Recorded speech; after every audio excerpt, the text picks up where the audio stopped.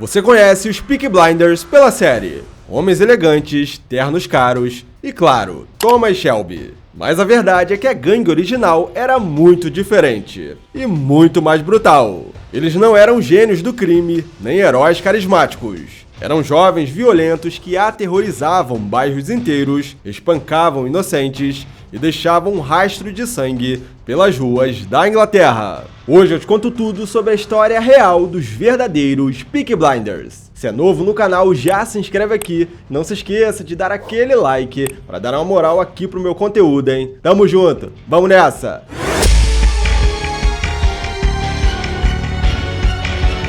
Birmingham se tornou um dos principais símbolos da Revolução Industrial na Inglaterra. Diferente de outras cidades dominadas por grandes fábricas, sua economia era sustentada por milhares de pequenas oficinas dedicadas à metalurgia, fabricação de armas e produção de joias. O crescimento acelerado atraiu uma multidão de trabalhadores. Entre 1871 e 1901, a população saltou de cerca de 344 mil para mais de 522 mil habitantes. Mas a cidade simplesmente não conseguiu acompanhar esse ritmo. O resultado foi uma explosão de bairros operários superlotados. Famílias inteiras viviam em cortiços sem saneamento, drenagem ou ventilação. A pobreza era extrema, agravada pelas crises econômicas das décadas de 1880 e 1890. Doenças como cólera e febre tifoide se espalhavam rapidamente,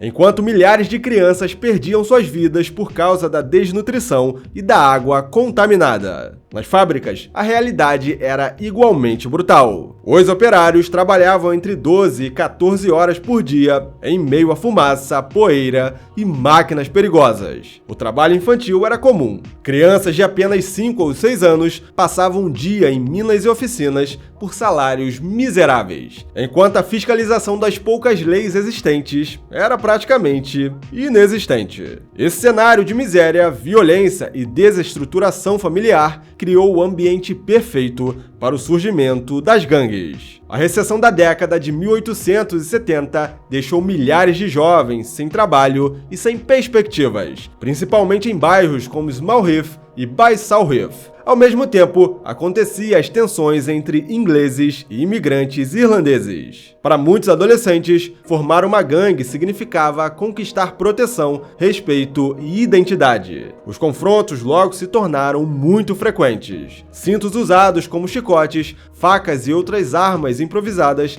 eram empregados em disputas por território que frequentemente terminavam, você sabe, em caos. Na década de 1890, essas gangues já dominavam diversos bairros de Birmingham. Embora a imprensa os retratasse como grandes organizações criminosas, na realidade eram grupos informais de adolescentes e jovens trabalhadores unidos muito mais pela necessidade de sobreviver do que por uma estrutura sofisticada. Birmingham não era um caso isolado. O mesmo fenômeno podia ser visto em outras cidades industriais, como Manchester. Foi justamente desse ambiente que nasceu uma das gangues mais famosas da história britânica, os Peaky Blinders. O nome Peaky Blinders surgiu da combinação do visual característico da gangue com uma gíria popular de Birmingham, no fim do século XIX. Peaky fazia referência aos bonés de aba rígido usados pelos integrantes, enquanto Blinders era uma expressão local para descrever alguém muito elegante ou bem vestido. Mesmo vivendo na extrema pobreza, eles faziam questão de usar ternos, sobretudos e bonés impecáveis para demonstrar status, intimidar rivais e impor respeito nas ruas. Ao contrário do que a série popularizou, não existe qualquer evidência de que os Peaky Blinders costurassem lâminas de barbear em seus bonés. Historiadores consideram essa história um mito criado décadas depois. As lâminas descartáveis só se popularizaram quando a gangue já estava em declínio e eram caras demais para os jovens da classe trabalhadora. Além disso, registros policiais da época mencionam apenas brigas com socos, cintos, facas e navalhas, nunca bonés transformados em armas. A primeira referência conhecida aos Peaky Blinders surgiu em 1890, quando um jornal noticiou uma violenta agressão cometida por integrantes da gangue no bar The Ramble, em Birmingham. Naquele momento, eles estavam longe de ser uma grande organização criminosa. Eram pequenos bandos independentes que sobreviviam praticando furtos, roubos de rua e disputando territórios com rivais como os Cheapside Sloggers. Na prática, os Peaky Blinders nunca funcionaram como uma organização centralizada. Eram vários grupos locais unidos pelo mesmo estilo de vida e pela violência das ruas. A maioria de seus integrantes tinha empregos ocasionais e recorria ao crime para complementar a renda. Mas ao longo da década de 1890, a violência se intensificou. O esfaqueamento de um homem em um salão de música em 1893 e o assassinato do policial George Snipe em 1897 consolidaram a reputação da gangue. Ao mesmo tempo, as antigas tensões entre ingleses e irlandeses deram lugar a disputas cada vez mais violentas pelo controle dos bairros operários. Até 1898, a polícia de Midlands já havia registrado diversas condenações por roubos e agressões envolvendo os membros dos Peaky Blinders, transformando um grupo de jovens marginalizados em uma das gangues mais temidas da história de Birmingham.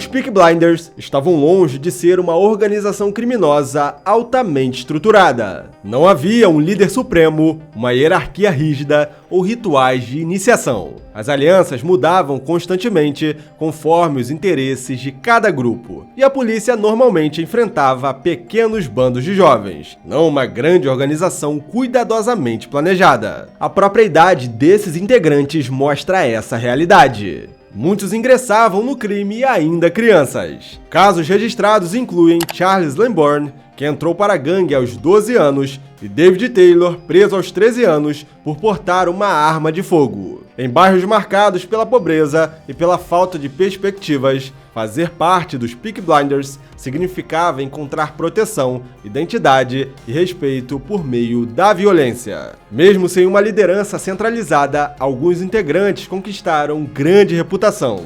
O mais conhecido foi Thomas Gilbert, também chamado de Kevin Mooney. Nascido em 1866, trabalhava como peixeiro e usava identidades falsas para dificultar a polícia. Em 1904, foi preso por estelionato, mostrando que, além da violência, alguns membros também recorriam a golpes e fraudes para ganhar dinheiro. Outro nome de bastante destaque foi Harry Fowles, conhecido como Harry Cara de Bebê. Apesar de medir apenas 1,59 m, tornou-se um dos criminosos mais temidos da gangue. Acumulou diversas prisões por furtos, principalmente de bicicletas, e foi detido em 1904 ao lado de outros comparsas. A trajetória mostra como muitos integrantes pertenciam às mesmas famílias ou cresceram nas mesmas ruas, fortalecendo os laços entre os grupos. A principal fonte de renda dos Peaky Blinders vinha de crimes relativamente simples. Eles praticavam furtos, roubos de rua, arrombamentos de lojas,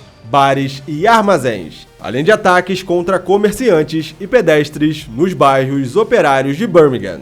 Os registros policiais revelam inúmeras prisões por esse tipo de crime, mostrando que a sobrevivência da gangue dependia muito mais de delitos constantes do que de grandes golpes. Mas o que realmente tornou os Peaky Blinders famosos foi sua violência. Antes mesmo de roubar as vítimas, eles costumavam espancá-las com socos, cintos, facas e outras armas improvisadas, criando uma reputação de extrema brutalidade que espalhava medo por toda a cidade. Essa fama também permitiu que a gangue lucrasse com extorsões. Comerciantes de bairros como Small Heath eram obrigados a pagar por uma suposta proteção. Quem se recusasse podia sofrer espancamentos ou ter seu estabelecimento destruído. Outra importante fonte de renda vinha das apostas ilegais em corridas de cavalos. onde os Peaky Blinders utilizavam ameaças e violência para expulsar concorrentes e controlar os melhores pontos de aposta. Enquanto espalhavam medo pelas ruas, os Peaky Blinders também construíram uma imagem cuidadosamente planejada. Vestiam ternos de 3 peças,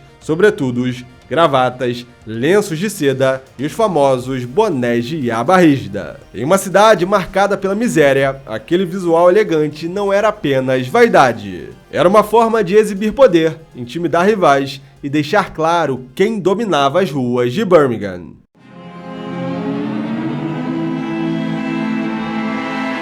O auge dos Peaky Blinders ocorreu entre 1890 e o início da década de 1910. Mas o domínio da gangue começou a ruir por causa de 2 fatores decisivos: o fortalecimento da repressão policial e a eclosão da Primeira Guerra Mundial. Em 1899, Charles Houghton Hafter assumiu o comando da polícia de Birmingham com a missão de combater tanto as gangues quanto a corrupção dentro da própria corporação. Até então, muitos criminosos escapavam graças ao suborno de policiais. Hafter promoveu uma ampla reformulação na instituição, endureceu o combate ao crime e intensificou as prisões por furtos, roubos e agressões, enfraquecendo gradualmente os Peaky Blinders. O golpe definitivo veio em 1914. Com o início da Primeira Guerra Mundial, milhares de jovens da classe trabalhadora de Birmingham foram incorporados ao exército britânico, incluindo diversos integrantes da gangue. 2 anos depois, o alistamento obrigatório reduziu ainda mais o número de homens nas ruas, tornando cada vez mais difícil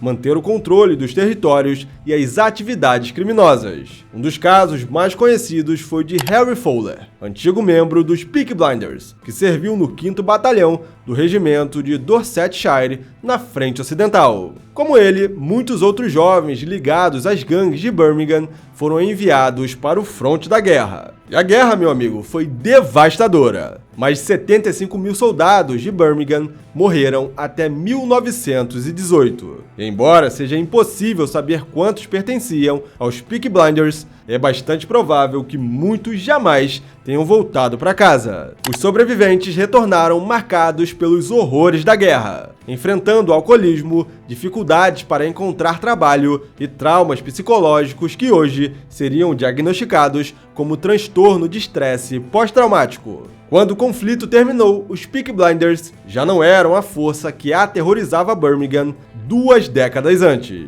Enfraquecidos pelas prisões, pelas mortes e pela ausência de novos recrutas, perderam espaço para grupos rivais como os Birmingham Boys e praticamente desapareceram no início da década de 1920.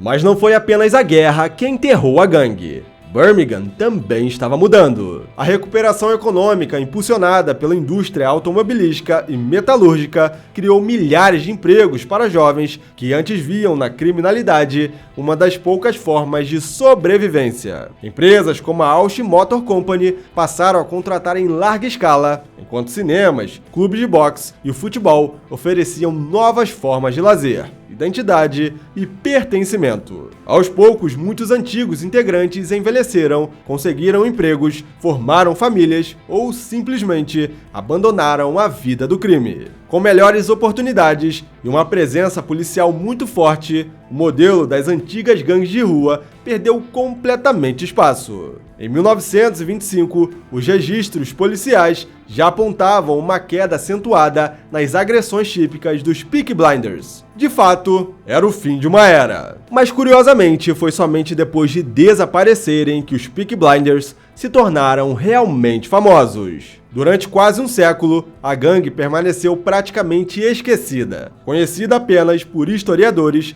e pelos moradores de Birmingham. Tudo mudou lá em 2013, quando Steve Knight criou a série Peaky Blinders, produzida pela BBC e distribuída mundialmente pela Netflix. A obra transformou um pequeno grupo de jovens criminosos em um sofisticado império do crime comandado pela fictícia família Shelby. A série, baseada em fatos reais, conquistou milhões de fãs ao redor do mundo mas também gerou críticas de historiadores que lembram que os verdadeiros Peaky Blinders jamais tiveram a organização, o poder ou a influência retratados na série. Ainda assim, o impacto cultural foi gigantesco. Os ternos de 3 peças, os sobretudos e os famosos bonés de aba rígida se tornaram símbolos reconhecidos no mundo inteiro, transformando uma pequena gangue das ruas de Birmingham em um dos maiores ícones da cultura pop. O sucesso foi tão grande que a história continuou em 2026, com o lançamento do filme Peaky Blinders, O Homem Imortal. E talvez essa seja a maior ironia de todas. Os verdadeiros Peaky Blinders nunca construíram um império criminoso, mas graças à ficção